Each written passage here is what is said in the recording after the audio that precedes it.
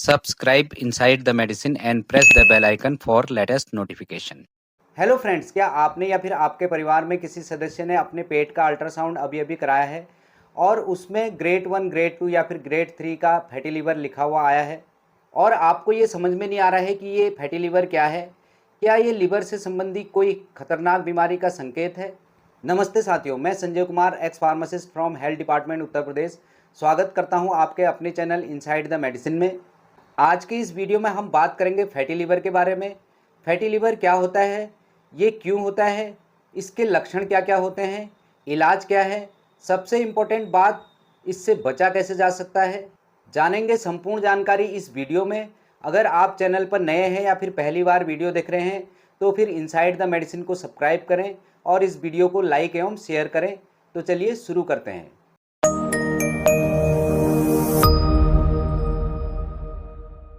Friends, सबसे पहले जानते हैं आखिर ये फैटी लीवर क्या होता है और ये किन किन कंडीशन में हो सकता है। हमारे शरीर में हार्ट और ब्रेन के बाद liver most equally important vital organ है। अगर लीवर के प्राइमरी फंक्शन की बात करें तो ये हमारे शरीर के लिए एल्बुमिन बनाता है। एल्बुमिन एक मोस्ट इम्पॉर्टेंट प्रोटीन होता है। लीवर अगर प्रॉपर तरीके से एल्बुमिन बनाएगा तो फिर ना तो हमारे पेट में पानी भरेगा और ना ही स्वेलिंग आएगी, यानी कि ये एसाइटिस और एनएसआर का जैसी कंडीशन से बचाता है। लीवर बाइल का प्रोडक्शन करता है, जिसे हम पित्त के नाम से भी जानते हैं। ये हमारे डाइजेशन स्पेशली फैट के लिए बहुत इंपॉर्टेंट होता है। यह ब्लड के फिल्ट्रेशन का भी काम करता है, जिससे जॉन्डिस होने की संभावना कम होती है। लीवर शरीर के प्रॉपर फंक्शनिंग के लिए बहुत सारे एंजाइम्स भी एक्टिवेट करता है। ये सारे एंजाइम्स हमारे शरीर में अलग अलग तरीके से काम करते हैं। लीवर स्टोरेज का भी काम करता है, चाहे वो ग्लूकोगॉन हो, विटामिन्स हो या फिर मिनरल्स हो, इन सब के स्टोरेज का काम भी लीवर का ही होता है। अगर हम लीवर के वेट की बात करें तो ये हमारे शरीर का सबसे बड़ा ऑर्गन होता है, जिसका वजन अप्रॉक्सीमेटली 1200 से 1300 ग्राम के बीच में होता है। इसलिए फ्रेंड्स, लीवर के हमारे शरीर में बहुत सारे वर्क होते हैं जिसकी हम कल्पना भी नहीं कर सकते हैं। लेकिन फ्रेंड्स, लीवर की इंजरी या फिर इंजरी से रिलेटेड कॉम्प्लिकेशंस होने की बहुत ज़्यादा संभावना होती है, स्पेशली तब जब लीवर में फैट डिपॉजिट होने लगता है। लगातार फैट के डिपॉजिट होने से एक समय बाद फैटी लीवर डिजीज़ डेवलप हो जाती है, जो कि आज के समय की कॉमन प्रॉब्लम है। नाउ अगर हम फैटी लीवर के मुख्य कारण की बात करें तो ये ज़्यादातर दो कारणों से होती है। पहला, एक्सेसिव अल्कोहल कंजप्शन, यानी कि लगातार लंबे समय तक बहुत ज़्यादा मात्रा में शराब पी जाए तो फिर हमारे लीवर के अंदर फैट डिपॉजिट होने लगता है, जिसे हम अल्कोहलिक फैटी लीवर के नाम से भी जानते हैं। दूसरा इसका मुख्य कारण होता है NAFLD, यानी कि non alcoholic fatty liver disease, जो अल्कोहल को छोड़कर अन्य बहुत सारे कारणों से होती है। जैसे किसी व्यक्ति का वेट ज़्यादा है, ओबेसिटी है, BMI यानी कि बॉडी मास इंडेक्स ज़्यादा है, ऐसे व्यक्तियों में फैटी लीवर होने की चांसेस ज़्यादा होती है। किसी व्यक्ति को टाइप 2 डायबिटीज़ है, उसको इंसुलिन रेजिस्टेंस की समस्या रहती है, ऐसे व्यक्तियों में भी फैटी लीवर डिजीज़ होने की संभावना ज़्यादा रहती है। अगर किसी व्यक्ति का ट्राइग्लिसराइड और कोलेस्ट्रॉल लेवल बढ़ा रहता है, यानी कि मेटाबॉलिक सिंड्रोम, जैसे high blood pressure, high sugar level, high triglyceride, good cholesterol यानी कि HDL कोलेस्ट्रॉल लो और एब्डोमिनल ओबेसिटी यानी कि पेट बड़ा हुआ रहता है, तो फिर ऐसे व्यक्तियों को भी फैटी लीवर होने के चांसेस ज़्यादा होती हैं। इसके अलावा फैटी लीवर होने के कुछ और भी रीजन या फिर रिस्क फैक्टर होते हैं। जैसे जैसे व्यक्ति की एज बढ़ती है वैसे वैसे फैटी लीवर होने की भी संभावना बढ़ती है। कभी कभी जेनेटिकली भी फैटी लीवर होने का रिस्क होता है। कुछ मेडिसिन जैसे किसी भी बीमारी में लगातार स्टेरॉइड का इस्तेमाल करने से भी फैटी लीवर होता है। इसके अलावा महिलाओं में प्रेगनेंसी के दौरान भी फैटी लीवर होने की संभावना होती है। फ्रेंड्स, इन सबके अलावा भी कुछ अन्य कारणों से भी फैटी लीवर डिजीज़ होती है, जैसे बहुत ज़्यादा जंक फूड या फिर फ्राइड फूड का इस्तेमाल करने से फैटी लीवर होता है, क्योंकि ऐसे फूड्स में बहुत ज़्यादा फैट यानी कि बैड फैट होता है, जो कि लीवर में जाके स्टोर होने लगता है, जिसके कारण भी लीवर डिजीज़ होती है। फ्रेंड्स, अब जानते हैं यदि किसी व्यक्ति को फैटी लीवर होता है तो फिर उसको कैसे पता चलता है कि उसको फैटी लीवर है। इसके लिए इसके सिम्टम जानना बहुत ज़रूरी है। तो आपको भूख नहीं लगती है, खाना सही से नहीं पचता है, पेट के दाहिने साइड में दर्द होते रहता है, कॉन्स्टिपेशन रहता है, तो हो सकता है कि आपको फैटी लीवर डिजीज़ हो।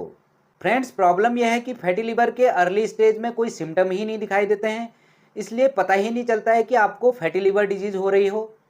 तो फ्रेंड्स, अगर आपको ऐसे कोई भी सिम्टम दिखाई दे रहे हो तो फिर तुरंत ही अपने डॉक्टर या फिर गैस्ट्रोएंटरोलॉजिस्ट से मिलकर LFT यानी कि लीवर फंक्शन टेस्ट या फिर अल्ट्रासोनोग्राफी करानी चाहिए।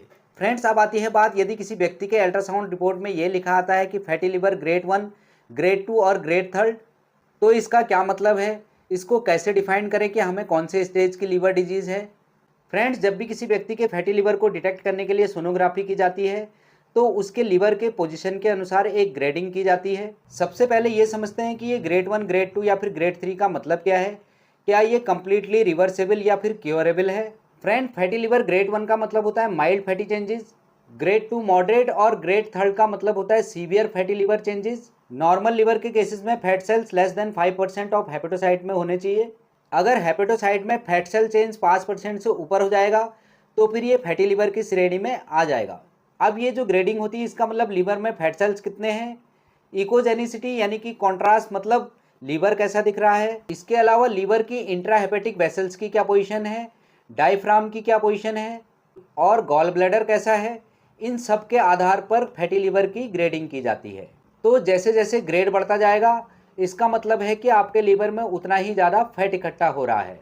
इसका मतलब है ग्रेड 1 में कम फैट सेल्स होते हैं, ग्रेड 2 में ज़्यादा फैट सेल्स आ जाते हैं और ग्रेड 3 फैटी चेंजेस में लीवर में बहुत सारे फैटी सेल्स आ जाते हैं, जिसके कारण ब्लड वेसल्स में बदलाव आने लगता है और जो लीवर की पेरेंकाइमा है वो हाइपर इकोइक हो जाती है। तो फ्रेंड्स इन ग्रेडिंग से ये पता लगाया जा सकता है कि आपका लीवर किन कंडीशन में है, यानी कि उसके सीवियरिटी के बारे में। पर फ्रेंड्स यहाँ पर यह समझना ज़रूरी है कि आपका लीवर किसी भी ग्रेड का हो उसको क्योर या फिर रिवर्सिबल किया जा सकता है, ये परमानेंट डैमेज नहीं होता है, इसको ठीक किया जा सकता है। फैटी लिवर डिजीज़ की अगली स्टेज हेपाटाइटिस मतलब स्टीएटोहेपेटाइटिस, उसके आगे फाइब्रोसिस तक की स्टेज रिवर्सिबल होती है, लेकिन अगर एक बार लिवर सिरोसिस हो जाए तो फिर ये इरिवर्सिबल कंडीशन होती है।